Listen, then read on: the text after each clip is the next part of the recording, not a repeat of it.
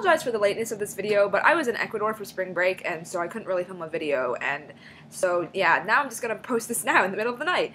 But anyways, today I'll be talking about episode 19 of Young Justice, The Summit, and I know the finale has already aired, and this is only the penultimate episode, but we're not gonna talk about the finale, okay? That is a whole nother thing that I will talk about next week. Anyways, so this episode opens with the Reach and the Light meeting in some kind of mysterious cave for a summit of some kind. That's the title of the episode.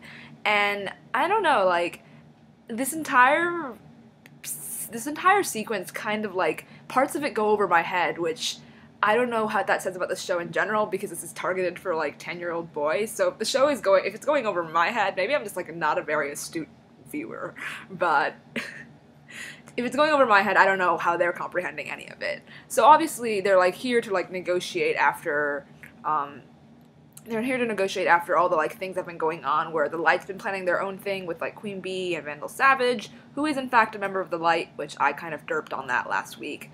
But yeah, basically the Light's been planning their own thing, the Reach has been planning their own thing, and they've kind of realized that they're both trying to, like, one-up each other continuously, and it's getting kind of insane. So they're having a summit to nominally, like, work out some terms of some kind, where the Reach thinks the Light is, like, their lackeys, but the Light is trying to work out on their own, and it's very complicated, and I don't entirely get all of it.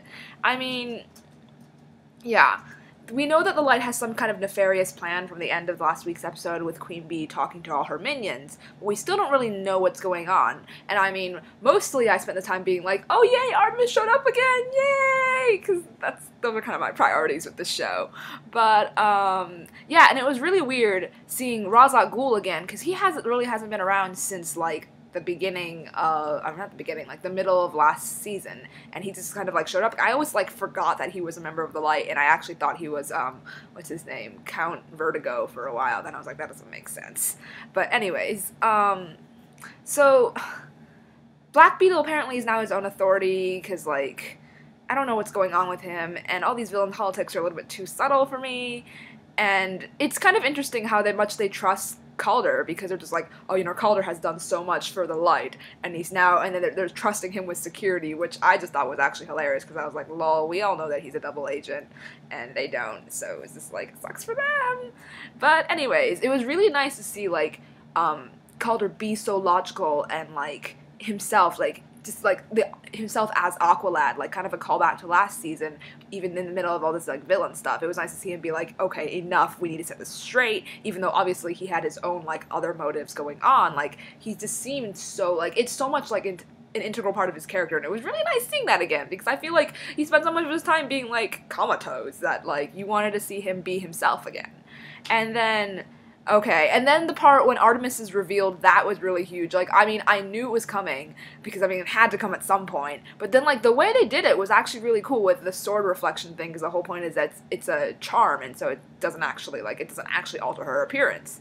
And, I mean, and then, I mean, like, they have, like, the whole, like, faking deaths again, which was very, very, like, brutal and explicit for a, like, kids show. I mean, they faked Artemis' death before, and there was already fake blood, but there was, like, fake blood again, and then it was just, like, first of all, I was like, okay, 10-year-old show, like, on-screen deaths, I know they're fake deaths, but, like, on-screen deaths are kind of, like, a no-no, and then, like, and then later, Black Beetle, like, up and stabs Ra's al Ghul, like, completely on-screen, like, not even trying to hide anything, and I was just like, is this allowed? Like, are we just, like, breaking all the rules this episode? Because, I mean, and on top of all this, like, violence, we get some pretty outright sexual innuendo when Wally and Artemis show up again. So, like, together, or reunite again. I can't speak words. And, like, so it was just a very, like, so many things are going on in this episode, and so many rules are being broken, and it was, like, rules, like, of, like, showing cartoons to kids. And it was just, I was like, maybe it's because it's, like, the penultimate episode, and they're just like, whatever, we might as well break all the rules because we're getting canceled, but they made the episode back before they were getting canceled, so I don't really know. But either way, I had, like, this, like, weird moment where I, like, was, like, really, really, like, liked Black Manta for a moment, because I normally have, like, no feelings about him. I was like, oh, look, it's just Aqualad's dad. But, like, Black Manta, when he was, like, very, very concerned about Aqualad being dead, was actually kind of very entertaining to me, because I was like, oh, he actually cares. Like, to me, he's actually the one villain who seems the most human, because everyone else seems very, like, I'm just here because I want to take over the world, or like Black Beetle-esque, who's just like, I'm going to kill all the meat, and like things like that. They're all very caricature-esque, whereas Black Manta actually has like a level of like humanity to him. Of course, towards the end of the episode, he starts being like, I must teach you a lesson of discipline, you Caldor, blah blah blah, and they fight. But like, he still like has this sense of caring for his son, even though, I mean, this is because he thinks his son is on his side. But it's still like nice to see that. And then, okay, and then like the whole like plan with Vandal Savage reviewing his whole like survival of the fittest plan, I never really understood that. Like, okay, so they put the Earth in the spotlight by sending the Justice League out into attack Rimbor, which creates a war and conflict, and I guess those that survive, like, end up on top? Is that the idea? Like, it seems kind of Marxist/social Darwinist, like, mixed into one, and I don't really want to, like, try and apply too many philosophies to a children's shows, because maybe that was not the intention, but you never know, it might have been the intention, and, like, it, like, trying to wrap my head around that while also, like, simultaneously being really excited at seeing all of these characters again was very, like, confusing to me. Like, and speaking of all these characters, like, when the reveals, like, the undercover reveals started happening, like, bam, bam, bam, with, like, Artemis and Calder, and then, like, Miss Martian, that was just awesome. Like, I don't know, like, undercover reveals can be very, very, like, clunky and, like, weird and cliche. There's always, like, cliches to it. Artemis was actually kind of cliche, but, like, they were just so good, and I love seeing, like, everyone, like, and then, like, seeing the rest of the team, like, show up pretending to be, like, the Reach lackeys, or the Light lackeys, sorry, and then, like, actually, like, being the team. It was, like, a really, like, cool, like, yay, everyone's coming together, and a lot of the fandom was saying it was a lot like Titans Together, the Teen Titans episode, where, like, every single guest star Titan ever shows up and attack, like, to fight, and it is a little bit like that, but I feel like it was more personal in a sense, and it was just, like, because it wasn't, like, hundreds and hundreds of characters that showed up once, which, I mean, yeah, there are lots of characters in season 2, but I still feel like we've gotten to the point where, like, each character does have some sense of personality, except maybe Tim Drake Robin, which that's all kinds of awkward, but, like, it's just nice to see them all, like, working together, and then, of course, Wally comes back, and, like, collective fangirl screaming, like, I don't know, I'm really glad he's back, because, like, he hasn't really, like, been around for so long, and then he's back in, like, the Kid Flash suit, and it was just, it was really nice, even though, like, the animation in that one bit was very, very weird, like, it would just seem very slapdash and, like, kind of like anime drawn, like, because I know anime sometimes is really poorly drawn, because I'm sure they're, like, on a deadline, and, like, usually, like, Young Justice, like, Western animation, the quality, like, the consistency of the drawing, like, level is higher, but, like, for some reason, they just look really weirdly drawn in this episode, especially, like, Cassie and, Wonder Girl and stuff like that. So, speaking of, like, this whole, like, but even though that, like, slapdash bit was, like, the drawing was a little bit slapdash, like, the action sequence in general was pretty awesome, with this, like, everyone, like, coming in one after the other and, like, doing their part. It was like the thing in the cave in last episode, too, like, just everyone, like, it's like the team is coming together in a sense, and that's really nice to see, like, just in action sequences, like, they don't have to talk about it, they just kind of, like, do their thing, and they're all just, like, filling in, like, for other people, and it's just really, really glorious, and I love it.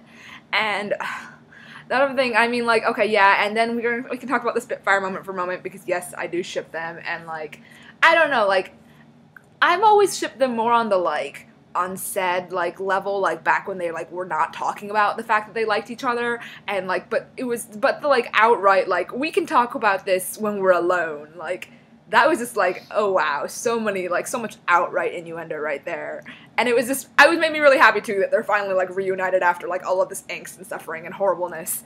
And then, of course, right after that, you have, like, a moment with, Wally and Bart, and that was just, it was so great, because obviously in the beginning, Wally was just like, oh my god, who is this person? Why is he, like, replacing me? Why is he better than me? But he's, like, giving the suit to Bart, and, oh, it makes me happy, because the Flash is, I mean, the whole point of the Flash is they're all kind of, like, happy and like, cheerful and joyful and stuff, but I still, like, really enjoyed that about them, and it just, oh gosh, they're the greatest. I love them. And Impulse is just adorable, too, obviously. And so, and then, like, the one thing, during this whole, like, sequence, of course, Calder's also fighting his father, and you have this, like, one attack he does that's, like, a direct echo of his first season, like, introduction when he's fighting, gosh, I think like Killer Frost is the one of the ice villain, and like it's like a direct like the exact same like kind of movement, and it was just like a cool like echo. I love all these like echoes. I don't know if they're intentional or not, but they're really cool to me because it's like look at how far these characters have come and stuff like that, which is the whole point of the show about like teenage growth and stuff. And then of course we have this like other weird callbacks in like Connor ripping his shirt again, which he used to do all the time last season, but apparently got over it, but now he's doing it again. So I mean, I don't know. I have nothing to say about it other than that. I just think it's kind of funny. And so, of course, then at the very end of the episode, you have Beast Boy showing up and randomly hugging Artemis, and it's literally the cutest thing in the world. Like, literally, I died. Not actually. But, and of course, that just made no sense. But, it was just so, like, he hasn't been around for so long really doing anything, except, I mean, like, showing up at battles occasionally, and, like, it was just so great to see him, like, I mean, like, you never really got to see him be attached to Artemis in any sense, because he was always, like, Miss Martian's little brother, kind of, quote, quote, but it was just nice, so cute, being like, I'm just so happy you're alive again, you're alive, or you're not dead, and then, like, when he orders Nightwing, when he's like, no more faking anyone's deaths for at least a year, okay, that was too cute. I just love it. And then, of course, then you have, like, the end of this episode, which is just, like, Black Beetle being like, we're gonna destroy the Earth, and I'm just like, okay, what can this possibly be? Like, I don't really know, like, what they can do at this point, because, like, the war world left, they've destroyed their ships, like, their ships are gone, saving the Earth from the war world, and I'm just like, what is going to happen? Like, I don't know. Like, I have been spoiled on some parts of the finale, but I have not been spoiled on some other parts, and I'm just a little bit, like, at a loss in terms of that. So, yeah, this is my, like, really, really quick slapdash review of this episode. And, I do have to go now because this video is getting really long. So, bye, everyone!